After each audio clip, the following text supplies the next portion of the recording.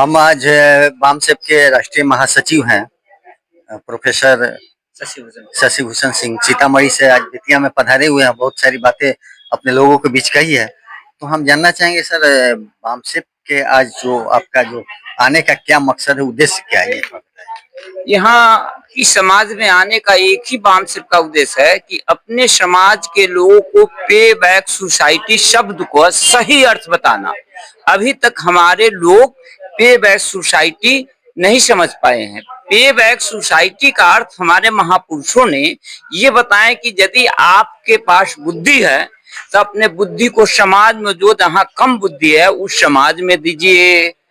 अगर वो बुद्धि नहीं है तो पैसे ही हैं, तो पैसा को ही अपने जीविकोपार्जन के बाद अपने जीवन को अच्छी परवरिश करने के बाद जो एक्सेस है उसको समाज के विकास में लगाइए। या अगर बुद्धि भी नहीं है, पैसे भी नहीं है, तो ऐसी स्थिति में समाज को देने के लिए आपका शरीर है, तो जहां जो सामाजिक सोच की मीटिंग होती है, सामाजिक विचार उत्थान की बातें जहां चलती है, वैसे मीटिंग में सशरीर 10 मिनट समय दे करके दीजिए। ये भी पे बैक सोसाइटी का वर्क होगा। इस प्रकार ये समाज को व्यवस्थित करने की इसी उद्देश्य से हम लोग चले कि भैया आपके पास जो बुद्धि है, अगर हमारे समाज के बुद्धिजीवी तो आप बुद्धि से समाज को परवरिश कीजिए। अगर बुद्धि कम है तो अगर पैसे है तो पैसे से उसको, अगर वो भी नहीं है, दोनों नहीं है, तो शरीर तो आपका है।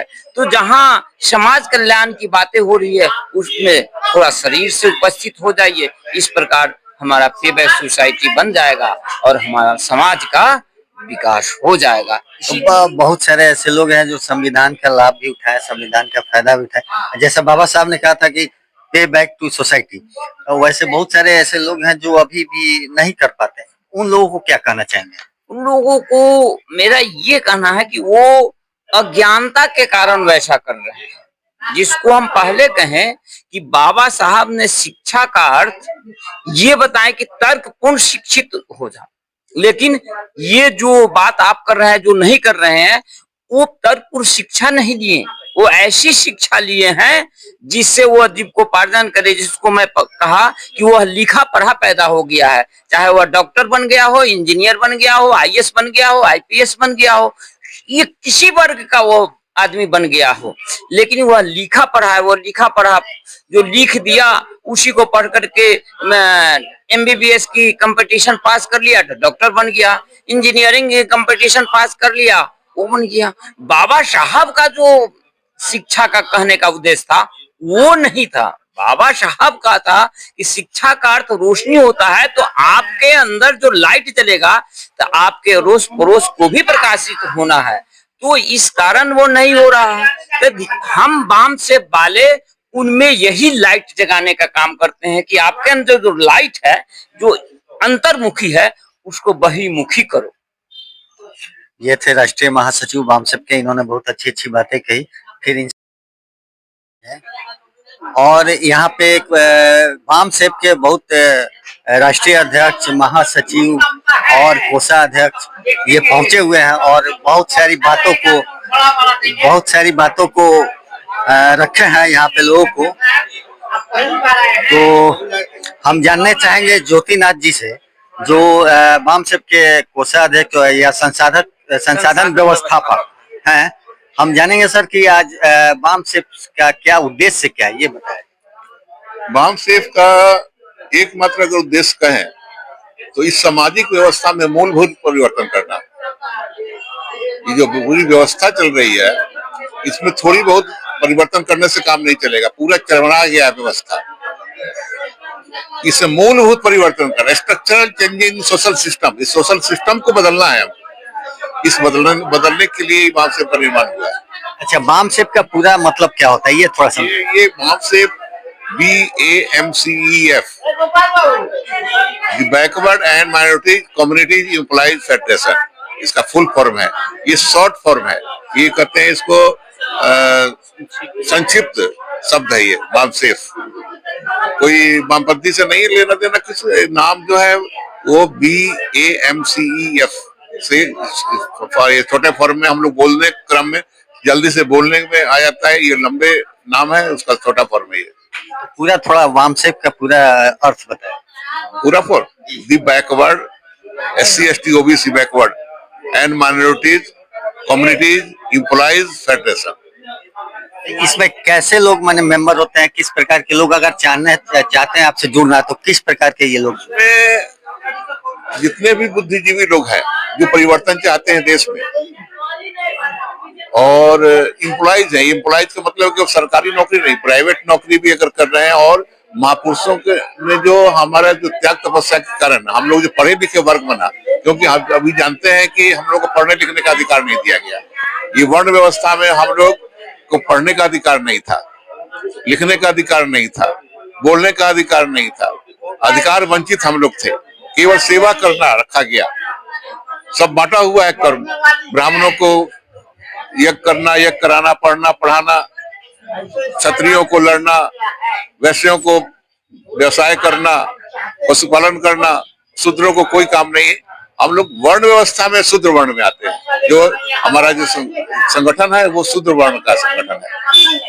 तो मतलब इसमें प्राइवेट और गवर्नमेंट एम्प्लॉय कोई भी मेंबर? हाँ, इसमें कोई भी मेंबर बन सकते हैं इसमें, और देश की समाज की सेवा कर सकते हैं। ये संगठन जो है, संगठन बहुत सारे संगठन बनते हैं देश में, लेकिन सभी संगठन अपने हितों के लिए बनाई जाती है। एम्प्लॉइज अपने लिए अगर कुछ संगठन बनाया जाता है, अपने हितों के लिए संगठन एम्प्लॉय। ये संगठन जो वामसेप है, ये संगठन अपने हितों के लिए नहीं है। इसके मेंबर का कोई अपना हित नहीं है। इसका मूल उद्देश्य जो है वो समाज की सेवा करना है। आप आज क्या अपने लोगों को मैसेज देना चाहते हैं, ये थोड़ा बताइए। हम मैसेज देना चाहते हैं कि जो पाखंड मुक्त समाज बनाना है, और जो बुद्धा का आइडियोलॉजी है, अम्बेडकर जो आइडियोलॉजी है, ज्योतिराव फूले का आइडियोलॉजी है, पेरियार रामास्वामी का जो आइडियोलॉजी है, उस आइडियोलॉजी को हम लोग लागू करना चाहते हैं। उस आइडियोलॉजी पर समाज चले और पाखंड मुक्त बने, शोषण बंद हो, इसका आर्थिक शोषण बंद हो, सामाजिक शोषण, राजनीतिक शोषण हो। समाज में हर तरह के पाखंड से कारण शोषण हो रहा है, समाज का भयादोहन हो रहा है। इससे समाज को रोकना और समाज को जागृत करना, ये हमारे संगठन का उद्देश्य है। अच्छा, आपके मेंबर जो लोग हैं, सरकारी एम्प्लॉई हो चाहे प्राइवेट एम्प्लॉई, तो वो समाज सेवा को किस प्रकार से अपने माने अंशदान या योगदान कर सकते हैं सुधार? हमारे समाज के लोग इकट्ठा होकर के और गांव-गांव में जाते हैं। आज हम हाजीपुर से यहाँ आए हुए हैं केवल समाज को जागृत करने के लिए। अभी थोड़ी देर पहले हम लोग वहाँ मोतिहारी में थे, हम लोग वहाँ भी वो मीटिंग हुआ हम लोगों का।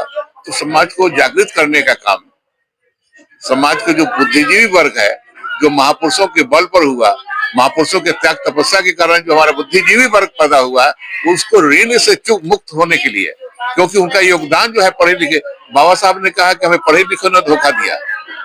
इसलिए कहा कि हमने पढ़े लिखों से उम्मीद किया था ये पढ़ लिख कर समाज की सेवा करेंगे, लेकिन हम देखते हैं कि पढ़ लिख करके ये बीबी टीवी में ही लग जाते हैं, समाज की सेवा नहीं कर पाते हैं और समाज को धोखा देने में लगे हुए हैं। मतलब आज भी धोखा दे रहे हैं, पढ़े लिखे समाज को धोखा दे रहे हैं लोग।